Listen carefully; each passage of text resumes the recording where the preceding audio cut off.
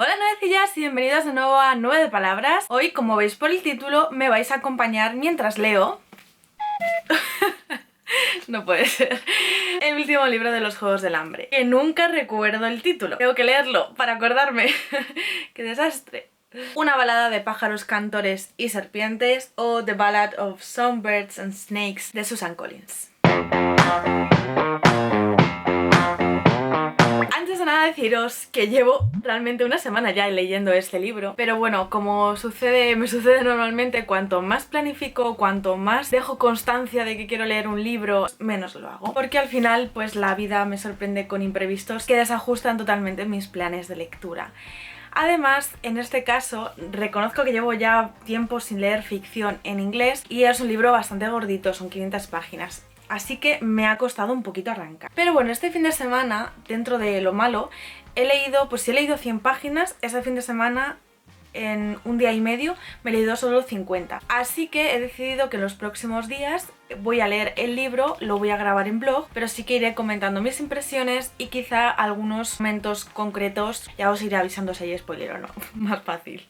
Mi intención era hacer una reseña del libro hoy, 1 de junio, es un día muy bonito para empezar, es lunes, hace mucho calor, eso no me gusta tanto, os iré contando.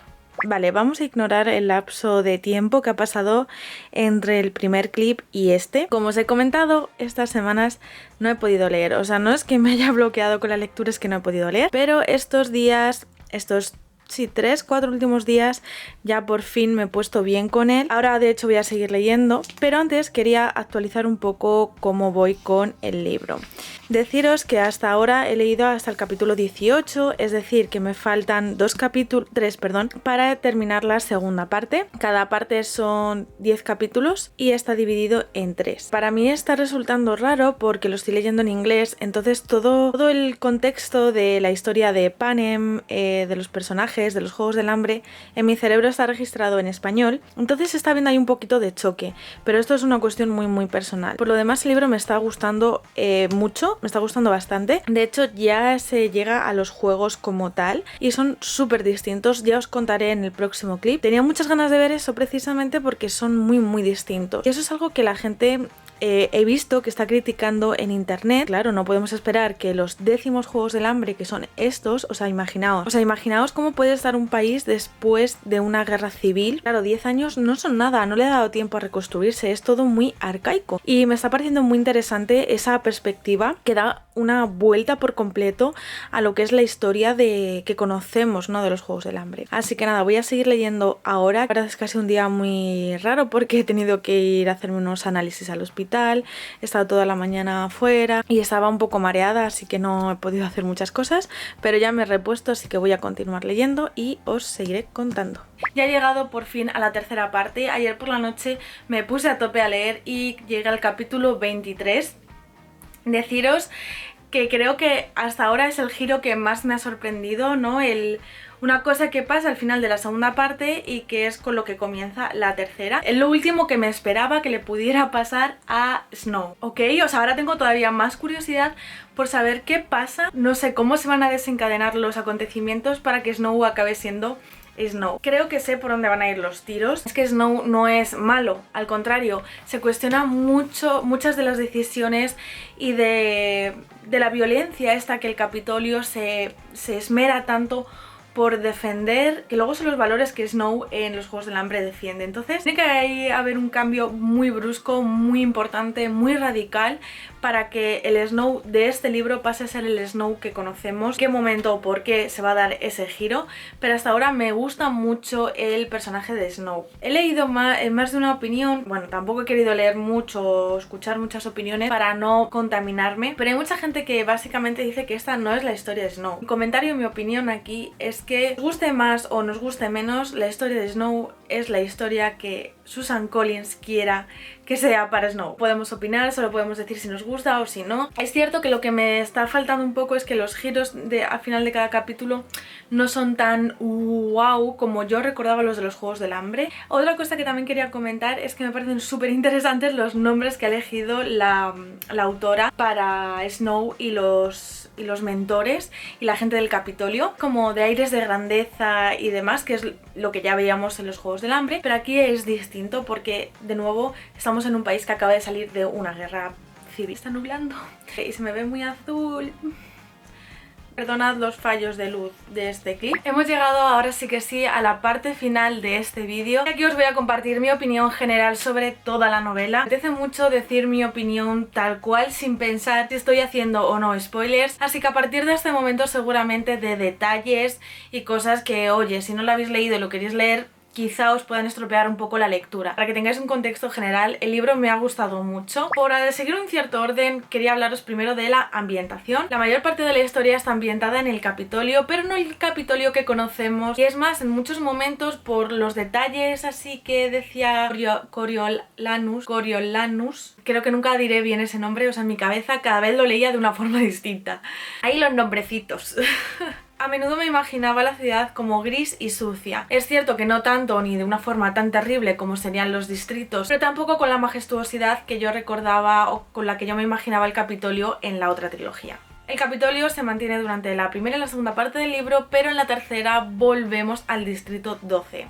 Aquí, por cierto, da la sensación de que es todavía más terrible la situación en la que se encuentra el distrito. Por hablar en general de los personajes, os diré que la cosa que más me ha llamado la atención, que es la más obvia y evidente, son los nombres. Me parece que el autor aquí ha querido ser como original, pero al mismo tiempo de una forma como un poco retorcida. Porque, de nuevo, recordemos que en el Capitolio están esos aires de grandeza en la que tenemos una ciudad que gobierna sobre todos los distritos. Entonces, como que la mentalidad de la gente que tiene dinero o poder en el Capitolio, que lo tiene, creen como por encima de todo. Y eso lo quiero ver, o por lo menos yo lo he interpretado un poco así, con los nombres que tienen muchos de los personajes que aparecen. Como por ejemplo nombres como Perséfone. Pero me recuerdan mucho... sé que están extraídos de la cultura clásica grecolatina. Entonces, bueno, como eran culturas que realmente han influenciado o que han sido prácticamente la cuna de Occidente a nivel cultural, económico, social y político en nuestra sociedad, darle ese toque de eso, entre comillas, de superioridad, ¿no? Es un poco el matiz que he extraído yo de ese pequeño detalle. Y entre todos los personajes creo que tenemos un elenco bastante amplio de personalidades, de tipos de personajes o de prototipos. Y luego, pues hablando ya de la estrella o las estrellas de este libro, tenemos a Snow, a Coriolanus.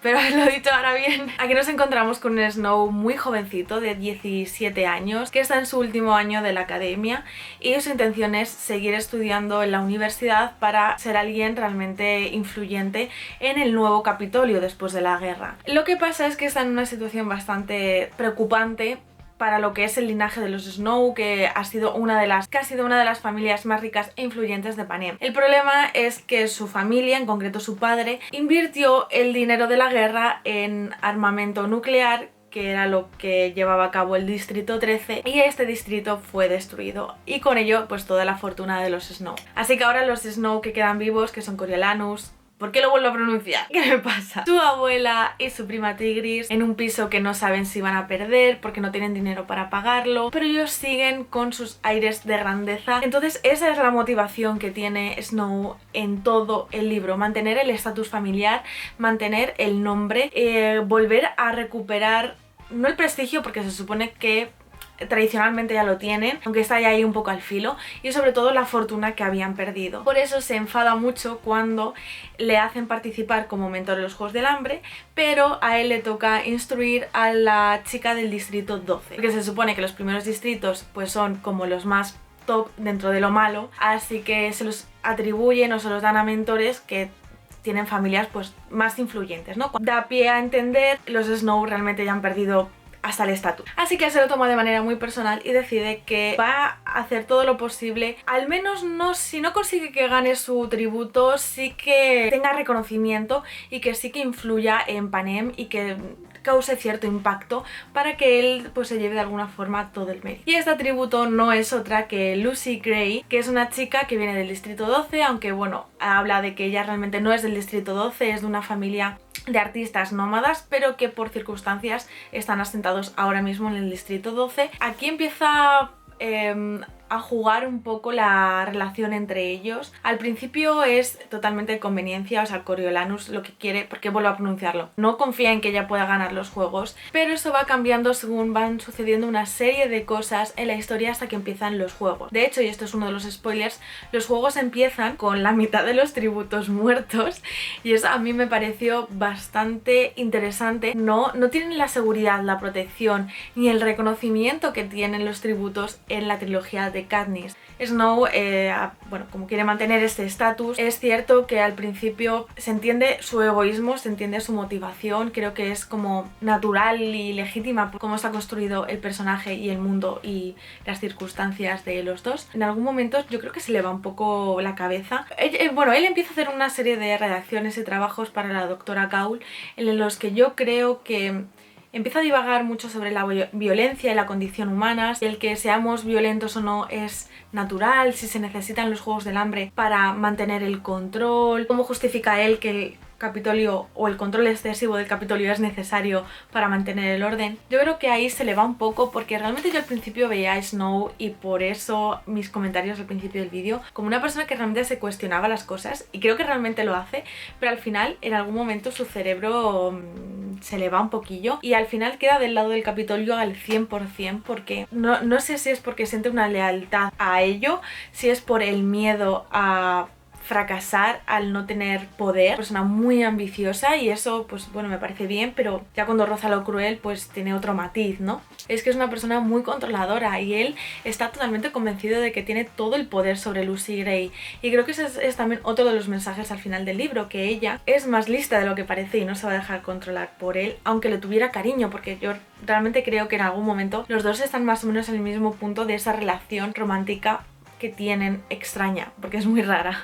Pero bueno, en general la verdad es que me parece que es un personaje muy complejo. A mí me gustan los personajes así y que dan que pensar, que vas viendo, ves que no es del todo coherente, pero porque al mismo tiempo él va cambiando y se va adaptando a las circunstancias, va reflexionando y tú como lector lo estás viviendo con él en este caso. Y creo que ya con todo lo que sucede al final, ya cuando a él se le va totalmente la pinza, es ahí cuando yo creo que ya vemos verdadera esencia, sin perfilar, claro, del Snow que conocemos en los Juegos del Hambre. Lucy Gray es un personaje que la verdad al principio me parecía muy carismático y me gusta mucho, pero no he terminado de simpatizar con él del todo. Hay algo que se me escapa, no sé, es un matiz del personaje y no sabría deciros qué es simplemente como una sensación, algo muy personal. Y realmente lo que más me confunde del personaje es su actitud con Snow, precisamente. Ella sí que se encariña con él, sí que le aprecia en algún momento a mitad del libro. La sensación que me da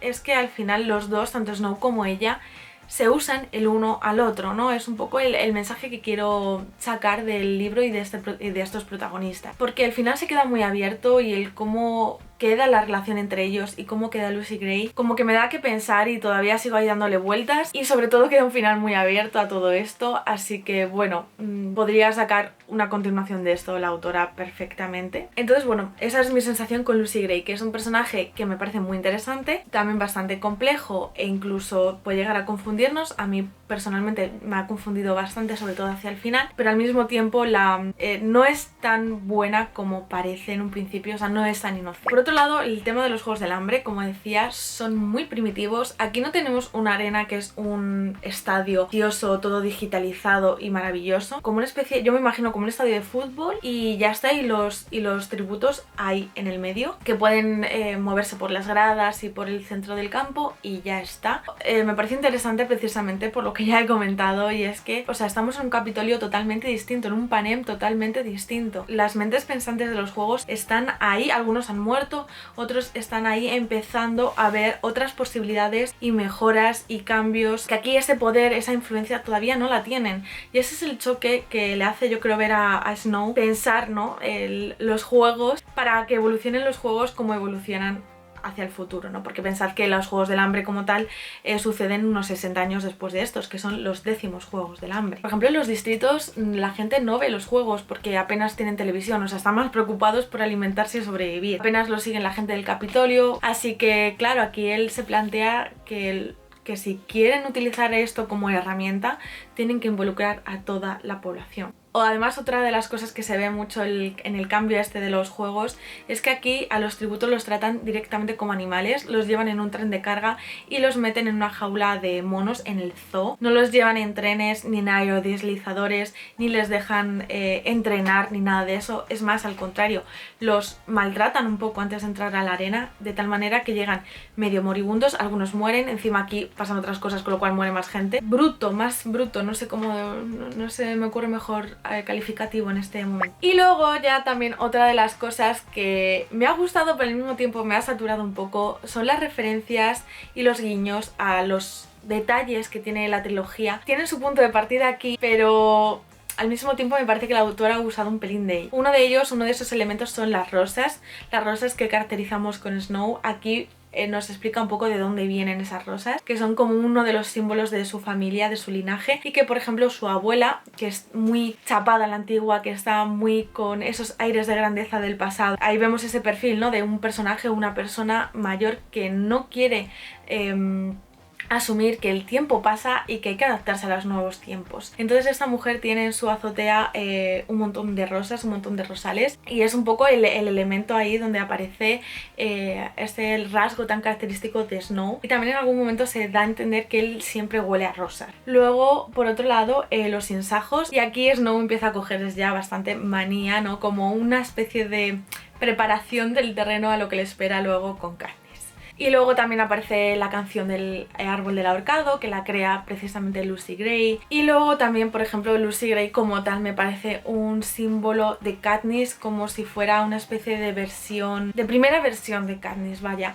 Y que explica un poco por qué el odio ese de Snow está tan focalizado en Katniss, es como tan directo y tan fundado, ¿no?, como veíamos en los juegos. Y bueno, ya por acabar, porque me he enrollado bastante con este vídeo, y para resumirlo todo, os diré que me ha gustado mucho en general la historia, y en algunos momentos, por ejemplo en la segunda parte con los juegos, pues estaba yo ahí un poco como que no lo he disfrutado tanto porque no tiene esa adrenalina quizá que tienen los juegos del hambre, pero me ha gustado mucho el personaje de Snow. Yo al principio simpatizaba o como que le entendía o le quería entender un poco su situación, incluso despertaba como sentimientos de pena, ¿no?, en mí mientras leía la historia. Creo que tiene una clara transición, una clara evolución en la que se le empieza a ir un poquillo la cabeza y ya podemos ver una sombra o un borrador del Snow que vamos a conocer luego en el futuro. Y ya sabía yo por qué podría deberse ese cambio y sabía que tenía que ver evidentemente con Lucy Gray. Lo que pasa es que es cierto que me imaginaba también que Lucy Gray, la historia de Lucy Gray iba a acabar de otro modo. Yo imaginaba de hecho que iba a morir y eso iba a hacer lo que provocara el último clic en el cerebro de Snow. Me ha gustado también ver que Lucy Gray no era tan inocente al final como parecía, que era mucho más inteligente y mucho más calculadora también, incluso pues eso, prácticamente igual que él, solo que pues claro, ella con sus circunstancias y en sus ámbitos que son distintos a los de Snow. Creo que el final es demasiado abierto, sabemos Snow por dónde va a ir. Yo creo que se quedan algunos hilillos de los que la autora podría incluso tirar y de los que podría sacar continuaciones a este libro. Yo particularmente espero que no lo haga y espero que se centre, si quiere hacer más spin-offs, en otros personajes y en otras historias, como por ejemplo la de Finnick. Bueno, pues eso en general me ha gustado mucho la visión sobre todo del Capitolio, de los juegos y de cómo de distintos son, cómo de arcaicos, cómo es esta sociedad que acaba de salir de una guerra y que tiene que reconstruirse, volver a mantener el control y sobre todo a afianzarse y convertirse en el Capitolio, en el Panem que conocemos luego. Me parece muy interesante ese tipo de spin-offs, de historias, de precuelas. A mí me gustan por lo general mucho. Tiene descripciones ricas, tiene descripciones complejas, muchas metáforas, alusiones que en algunos casos, como digo, símbolos, me ha parecido que en algunos casos podía excederse. O sea, me hubiese gustado que hubiese sido más sutil en esos símbolos y que no fueran tan claros en algunos momentos, porque era como, vale, sí, ya sé que lo tienes que juntar todo, pero quizá lo podría haber hecho de una forma más sutil. Y en líneas generales ya está, esta es mi opinión. Me ha gustado mucho volver a Panem, estoy muy contenta de haberlo hecho. Y nada, espero que os haya gustado mucho el vídeo, decidme en los comentarios qué os ha parecido, si habéis leído este libro, decidme también si queréis ver algún vídeo en concreto y si os gustan los formatos de blog para tenerlo en cuenta en el futuro. También recordaros que podéis suscribiros, darle a like, no os cuesta nada y a mí me ayuda un montón para, ya sabéis, batallar con ese algoritmo de YouTube. Y bueno, también por otro lado me hace mucha ilusión y os lo agradezco un montón. También podéis seguirme en el resto de mis redes sociales que tenéis abajo en la cajita de información y nos vemos la semana que viene en un nuevo vídeo. ¡Chao!